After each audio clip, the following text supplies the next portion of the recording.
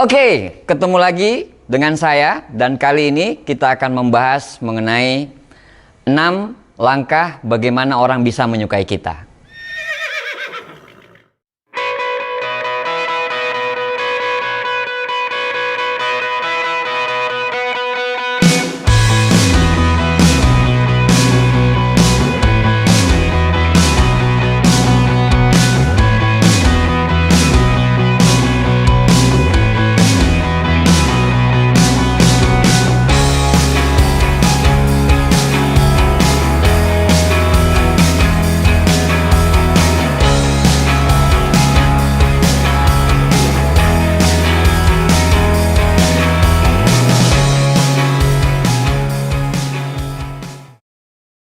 Relationship is all about communication.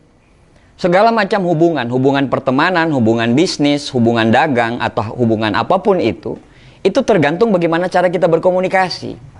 Sukses tidaknya kita membangun hubungan tersebut, sukses tidaknya kita membangun relationship tersebut, itu adalah bagaimana caranya supaya orang lain itu bisa menyukai kita. Nah, mungkin Anda ngerasakan Anda lagi stagnan di perusahaan Anda, jabatan Anda nggak naik. Bisnis Anda di dunia marketing pun ngerasa stagnan ya, di situ-situ saja gitu ya, tidak berkembang. Atau mungkin hubungan percintaan Anda ya jomblo lah, udah akut banget gitu ya, udah nggak ketemu, udah lama ngejomblo nih, jadi susah ketemu orang lah, inilah itulah dan macam-macam. Seorang di balik suksesnya sebuah perusahaan baja raksasa Amerika, yaitu American State Steel Corporation, itu mengatakan kunci dari kita bisa membangun hubungan adalah menerima dengan murah hati dan royal memberikan penghargaan. Nah, ini sejalan dengan bukunya Dale Carnegie ya, bukunya Robert Kiyosaki ya, Dale Carnegie, yaitu How to Win Friends and Influence People. Itu disebutkan ada 6 langkah bagaimana caranya kita untuk bisa supaya orang itu bisa menyukai kita.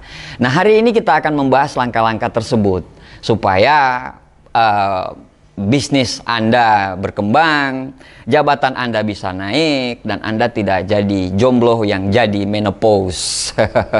Nah, satu-satu kita akan bahas. Yang pertama adalah dari 6 langkah tersebut, yaitu adalah bagaimana caranya menimbulkan minat. Ya, Anda harus bisa menimbulkan minat orang terhadap Anda. Ya, sebenarnya untuk menimbulkan minat ini banyak referensi-referensi buku yang saya rekomendasikan kepada Anda. Misalnya bukunya Alan Peace, Question or the Answer, atau bukunya Alan Peace yang lain yang judulnya The Body Language. Di situ sangat diajarkan bagaimana caranya Anda bisa berinteraksi dengan orang, bagaimana caranya Anda bisa melakukan ice breaking dengan orang, bagaimana tata cara melakukan part of the case atau match and mirror, itu banyak sekali. Nah, kalau kita sudah bisa mempelajari itu, Bapak Ibu semua, ya kita akan sangat bisa menimbulkan minat orang. Nah, minat orang itu tergantung dari seberapa penting dia untuk Anda. Nah, berarti Anda harus melakukan riset gitu.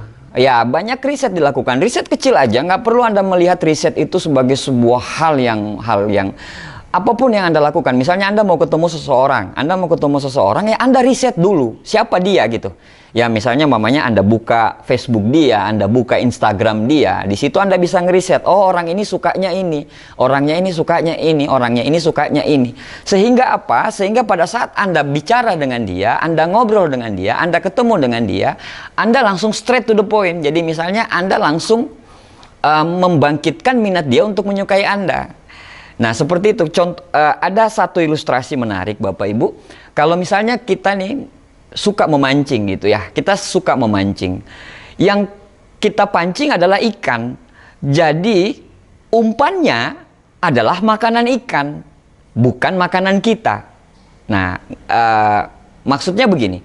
Pada saat kita bicara dengan orang, pada saat kita mau ketemu dengan orang, yang kita bicarakan bukan minat kita, tapi minat dia tersebut. Itu sama seperti tadi ilustrasi yang saya kasih tadi, kalau kita mau mancing, umpannya harus umpan ikan, bukan makanan kita gitu. Nah, seperti itu. Nah, begitu juga kalau kita menjalin hubungan antara insan yang berbeda gitu ya, antara laki-laki dan perempuan. Kita harus tahu dulu. Nah, misalnya begini, banyak orang yang ini tips ya bagi Anda yang jomblo gitu ya, bagi Anda yang pengen mencari pasangan hidup. Tipsnya itu adalah, ini tips, dan tips ini 100% berhasil. Ya, tips ini 100% berhasil. Kalau tidak berhasil, Anda cek ke psikolog. Nah, jadi tipsnya begini. Kalau mamanya kita terhadap perempuan, perempuan itu butuh dihargai. Sorry, laki-laki butuh dihargai, perempuan butuh diperhatikan. Jangan dibalik-balik. Ya, jangan dibalik-balik. Misalnya Anda perempuan, Anda pengen memberikan perhatian kepada laki-laki nih. Perhatian laki-laki. Karena Anda perempuan yang butuh diperhatikan, akhirnya Anda memperhatikan laki-laki dengan cara Anda. Misalnya, sudah makan belum?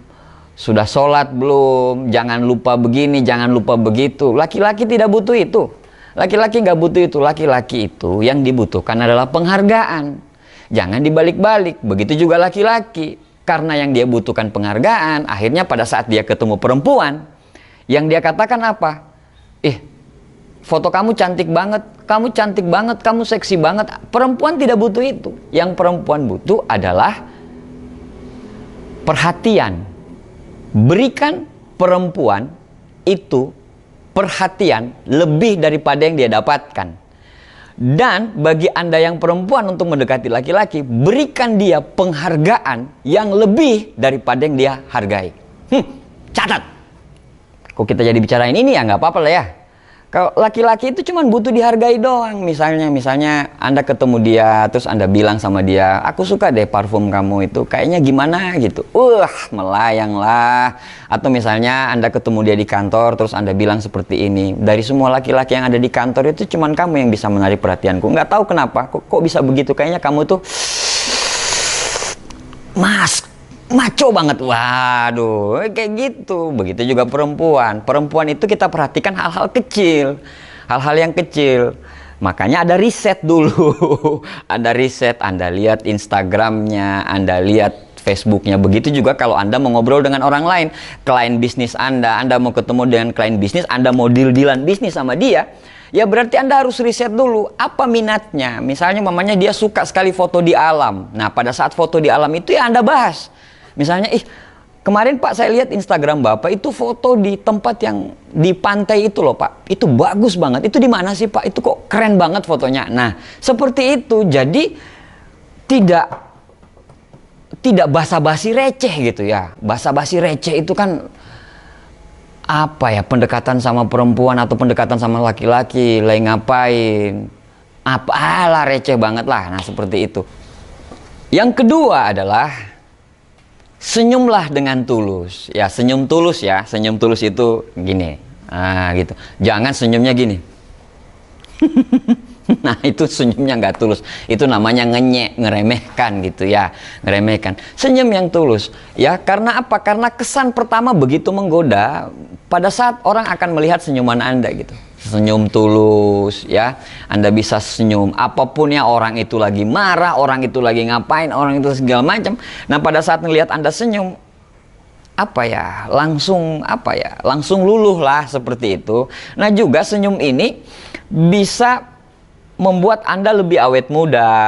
Senyum ini bisa menimbulkan mental kecintaan dan rasa kasih sayang juga. Jadi penting sekali senyum. Jadi jangan Anda bilang, ya ini udah saya itu seperti ini, saya itu koleris, nggak bisa senyum. No, nggak bisa. Orang itu harus bertumbuh, orang itu harus berkembang. Kalau bisnis Anda mau naik, ya Anda harus berkembang. Bagaimana caranya? Ya Anda harus menutupin celah-celah dari kelemahan kepribadian Anda. Belajarlah dengan lebih baik, ya seperti itu. Ada satu quote yang mengatakan tentang senyuman yang bagus banget, yaitu seperti ini tulisannya gitu. Use the smile to change the world, and don't let the world change your smile. Yang ketiga adalah mengingat nama dan menyebut nama mereka sesering mungkin. Nah, di bukunya Dale Carnegie ini, How to Win Friends and Influence People, itu menyebutkan kalau dengan mengingat nama mereka dan menyebut nama mereka sesering mungkin, itu bisa menimbulkan rasa keterbukaan mereka dengan kita gitu. Saya jalanin bisnis marketing saya itu selama 16 tahun. Kekurangan saya yang saya pelajari adalah dari diri saya sendiri, itu adalah saya kurang sekali sering lupa gitu dengan nama orang gitu. Jadi saya kalau ketemu orang itu selalu ngomong, aduh ini namanya siapa gitu. Nah, jadi saya usahakan banget gitu ya, bagaimana caranya supaya saya bisa mengingat nama dia dan bisa memanggil nama dia selalu. Nah, ini penting sekali. Jadi pada saat kita ketemu mereka gitu, terus kita ngomong, siapa tadi namanya? Aduh, itu udah poinnya itu udah rendah di kita gitu. Tapi pada saat kita mengingat nama dia, pada saat kita menyebut nama dia berulang-ulang, itu bisa menimbulkan rasa keterbukaan dengan dia, sehingga dia bisa menerima kita, sehingga kita bisa memenangkan hati dia. Yang keempat adalah, jadilah seorang pendengar yang baik. Ya, mungkin Anda pernah punya teman gitu ya. Anda punya teman terus Anda bilang, oh dia itu enak sekali diajak curhat, dia itu enak sekali diajak ngobrol, dia itu enak sekali diajak bercengkrama. Padahal temanmu itu tidak melakukan apa-apa, dia cuma mendengarkan aja gitu. Karena pada saat orang lagi curhat sama kita, orang lagi bercerita tentang kita, orang lagi ngomong dengan kita, hal yang paling harus dihindari adalah jangan disanggah, jangan dikritik. Ya, kenapa? Karena dia cuma pengen didengarkan sebenarnya. Kita cuma mendengarkan dia, oh iya, gitu ya. Oh iya. Oh iya. Cuman gitu-gitu doang gitu sebenarnya, mendengarkan. Orang itu bisa dikatakan, orang itu teman curhat yang baik. Padahal cuma mendengarkan doang.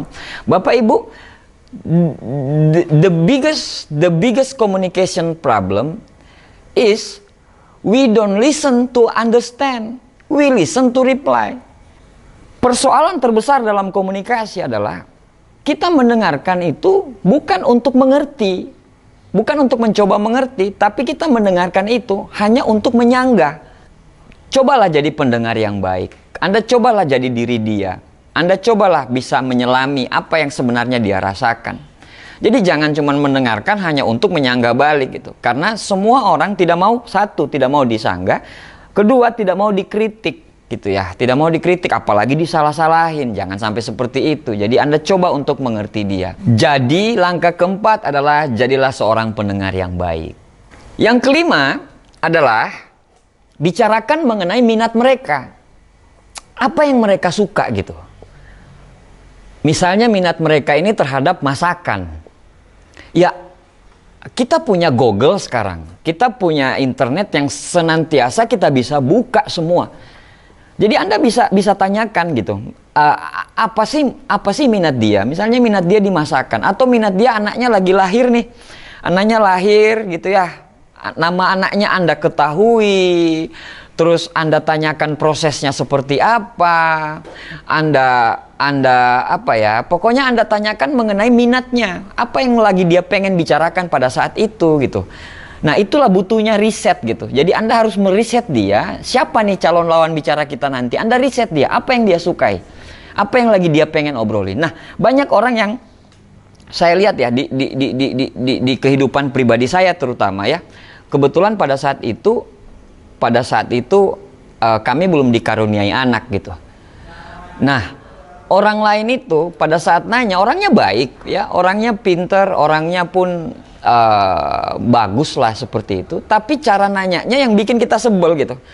Nah, pada saat kita belum punya keturunan, pada saat kita nengokin dia, ya, dia langsung nanya kayak gini, kapan nih punya anak gitu ya. Itu tiba-tiba istri saya itu langsung down gitu ya. Kenapa sih yang nanyain itu mulu. Begitu juga dengan orang yang belum nikah. Orang yang belum nikah, terus Anda tanyakan, ayo kapan nyusul, orang itu udah bete lagi. Yang namanya nikah sama anak itu adalah dari Allah, dari Tuhan, bukan dari mana-mana ya. Siapa sih yang nggak pengen punya anak kalau udah nikah? Siapa sih yang nggak pengen punya jodoh kalau sudah pas ya umurnya untuk berjodoh? Jadi jangan menanyakan hal-hal yang sebenarnya membuat orang jadi terluka gitu. Nah, sekali lagi tadi, bicarakan mengenai minatnya, itu bisa menimbulkan rasa keterbukaan, rasa nyaman, sehingga tanpa dia sadari Anda telah memenangkan hati dia gitu. Nah, dengan Anda membicarakan minat dia. Yang keenam adalah buat mereka merasa penting. Ya, bagaimana caranya membuat mereka merasa penting? Ya, memang kan kebutuhan dasar manusia itu kan ada 5, dan salah satunya menurut teori Maslow itu adalah penghargaan. Ya, orang Pak, Bu, itu bisa loh pertemanan itu jadi hancur gara-gara dia tidak dihargai di komunitas itu. Dibully terus di komunitas itu gitu kan. Bisa loh. Orang yang lagi membangun sebuah hubungan, itu dia merasa tidak dihargai, dia bisa loh saat itu juga langsung renggang hubungannya. Dengan membuat dia merasa penting, akhirnya apa? Akhirnya dia menjadi terbuka dengan kita. Akhirnya dia menjadi luas dengan kita. Akhirnya dia merasa, oh ini teman kita baik sekali, menghargai kita, dia tidak sombong, dia segala macam. Karena kita menghargai dia. Kita sangat menghargai dia. Dan tadi saya bilang, kebutuhan manusia yang paling tinggi menurut teori Maslow yang diciptakan oleh seorang Abraham Maslow itu adalah penghargaan. Sekali lagi, penghargaan. Kalau Anda pegang 6 langkah ini, insya Allah ke depannya bisnis Anda lagi menjadi berkembang. Kenapa? Kalau bisnis Anda mau berkembang, Andanya dulu yang harus berkembang dengan belajar. Kalau Anda pengen naik jabatan, Andanya yang dulu harus naik dengan belajar. Kalau Anda pengen dapat jodoh, Andanya dulu yang harus belajar. Ya, bagaimana caranya mendapatkan jodoh. Anda pegang 6 ini, insya Allah 1-2 tahun ke depan, karir Anda akan menjadi naik. Terima kasih. Demikian vlog saya hari ini. Sampai ketemu di vlog-vlog berikutnya.